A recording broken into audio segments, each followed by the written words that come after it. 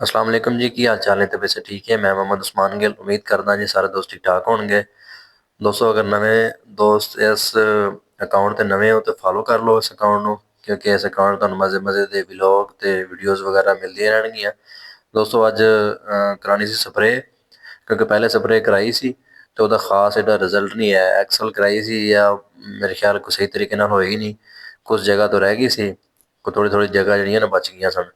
ਤੇ ਮਜ਼ੀਦ ਆਏ ਆ ਅੱਜ ਜੀ ਕਣਕ ਦੇ ਵਿੱਚ ਸਪਰੇ ਕਰਵਾਉਂਦੇ ਆ ਤੇ ਇਹ ਟੈਂਕੀ ਪਈ ਹੈ ਜੀ, ਇਹ ਬੰਦੇ ਨਾਲ ਲੈ ਕੇ ਆਂਦਾ ਹੈ। ਮੈਂ ਕਿਹਾ ਸਪਰੇ ਕਰਾ ਲਈਏ ਵਿੱਚ ਕਿਉਂਕਿ ਜਗ੍ਹਾ ਬਚ ਗਈਆਂ ਨੇ। ਮਾਸ਼ਾਅੱਲਾ ਜੀ ਸਾਹਮਣੇ ਆਪਣੀ ਕਣਕ ਹੈ, ਖਾਲ ਛਾਲ 'ਚ ਪਾਣੀ ਵੀ ਆ ਰਿਹਾ ਹੈ ਤੇ ਇਹ ਨਾਲ ਹੋ ਗਿਆ ਐਗਜ਼ਿਟ ਸਪਰੇ ਵੀਵਰਸ ਲਿਆਂਦੀ ਹੈ। ਤੁਸੀਂ ਕਮੈਂਟਸ ਕਰਕੇ ਦੱਸਣਾ ਕਿ ਐਗਜ਼ਿਟ ਸਪਰੇ ਕਿਵੇਂ ਸਹੀ ਹੈ ਜਾਂ ਨਹੀਂ ਸਹੀ।